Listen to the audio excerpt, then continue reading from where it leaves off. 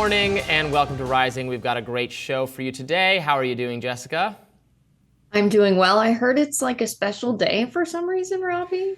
That's right. We have a couple announcements. One, we're celebrating because our YouTube page has passed 2 million subscribers. We are delighted to reach that landmark, that milestone, and we have all the viewers to thank for that. Thank you so much for watching over the years, for trusting us, for getting your news here. So that's great news. And then also, today is the last day in this studio space. Rising the Hill actually entirely is moving into a new studio space that is really cool and really impressive, and I'm so excited about it. I don't do Fridays, so today's my last day here. The show will still film from here tomorrow, but then next week we'll be in the new space. So it's exciting. I'm feeling a little wistful. Was reflecting, you know, the three and a half years now I've spent in this chair next to a wide range of people, or sometimes, you know, distanced, their spirits in the room with me, as yours is right now. But yeah, that's what's going on. Yes, and to the viewers, I am with you in not having seen the studio beyond Robby's Instagram. So I'm excited too.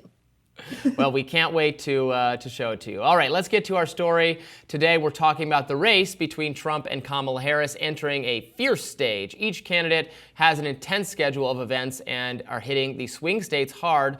Both Trump and Harris will attend rallies and fundraisers across the nation. Meanwhile, the fallout from Tuesday's debate is still rippling throughout the press and through social media. Taylor Swift's endorsement of Kamala Harris that went out to her 280 million followers has driven over 337,000 visitors to the site vote.gov, which directs users on how to register to vote. President Kamala Harris' campaign quickly embraced this endorsement. The campaign has begun sharing Harris-Walz friendship bracelets. Those bracelets sold out on Wednesday. Others reacted very differently to the Swift endorsement. One interesting, maybe that's the wrong word, response came from Elon Musk, who wrote, quote, "Fine, Taylor, you win. I will give you a child and guard your cats with my life." Meanwhile, Trump's running mate, J.D. Vance, had this to say on Fox News. Let's watch. Well, look, we admire Taylor Swift's music, but I don't think most Americans, whether they like her music or fans of hers or not, are going to be influenced by a billionaire celebrity who I think is fundamentally disconnected from the interests and the problems of most Americans. Look, when grocery prices go up by 20%, it hurts most Americans. It doesn't hurt Taylor Swift.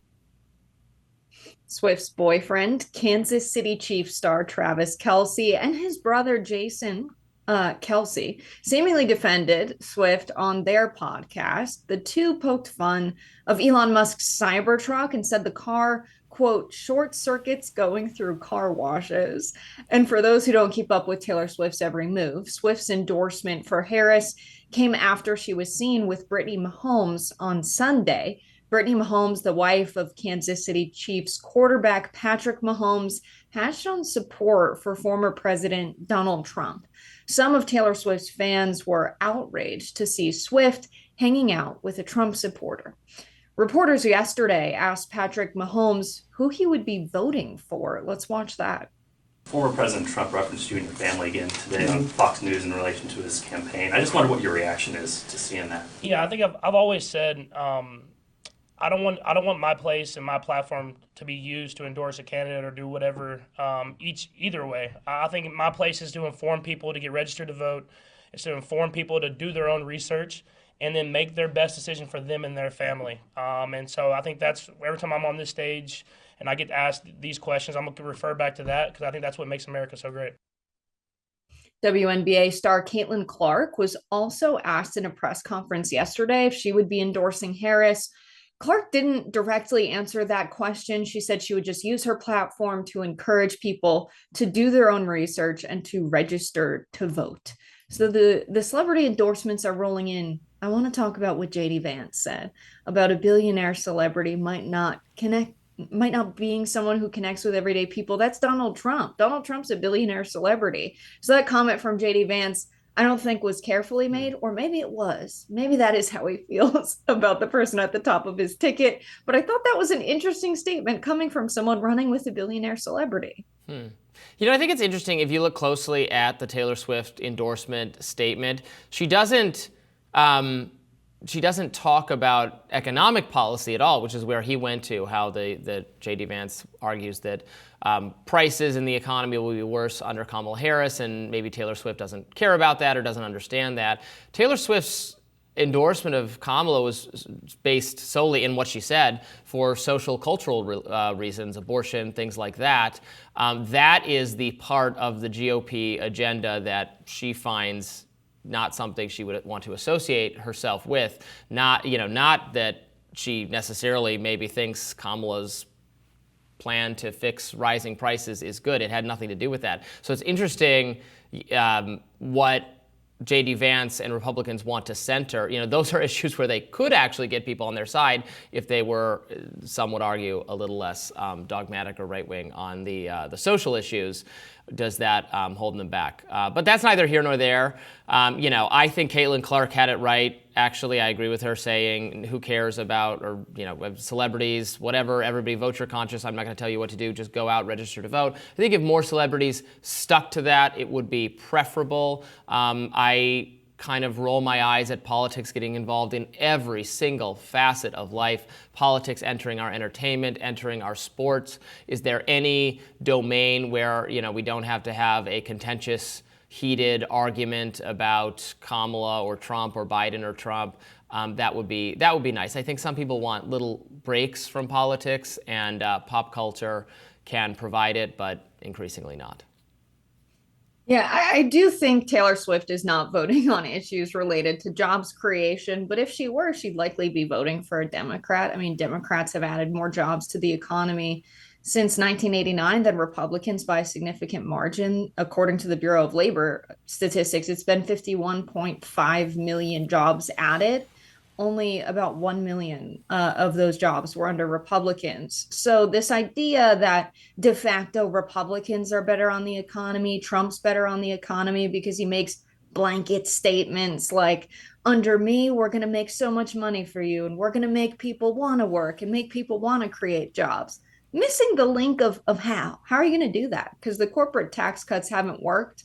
I think it would have been interesting to hear Taylor Swift speak to that actually she is one of the people that will be taxed more on whatever investment she has. I don't know what Taylor Swift's portfolio looks like, but the capital gains tax would certainly affect someone like her who's a billionaire. I think speaking to that and saying, I don't mind, saying anything about the economy really would have been interesting.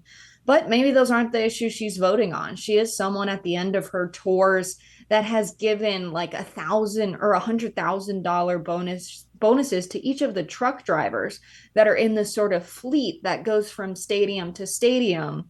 And they've told the story about receiving this bonus from Taylor that, it was a Christmas bonus. They expected, it would hit their accounts, maybe an extra $1,000, an extra $100, a couple $100. And then one of them opened it up on the spot and it was 100,000. And they were like, dude, check yours. So she's someone who really cares about labor, cares about the people who work for her. So she's not a billionaire in the sense that Jeff Bezos is a billionaire, where the money's made off of the extreme exploitation of workers. So I think her commentary on the economy would be interesting and maybe needed right now. And I don't know why it was missing. I mean, I would just say, in terms of who creates more jobs, because I'm not a partisan person, I don't really have any interest in parsing whether Republicans or Democrats have created more jobs. It might be Democrats, it might be there were just more favorable economic conditions in like the 90s when the Democrats were largely in charge. But certainly Republicans could do more to prioritize job creation. Both people could by having a less punitive, in my view, regulatory regime, fewer federal bureaucrats to investigate small businesses, and unfortunately, both parties make life more difficult for such people, maybe in different ways. The tariffs that both candidates, both the Biden faction and the Trump faction, have been all for in various times, raising prices for American consumers, which also has an impact on that same sort of thing. So I wish that, if someone wants to vote solely on making the economy a better place, there's some better option outside the Democratic and Republican parties. But we'll have to discuss that more at a later juncture. More Rising right after this.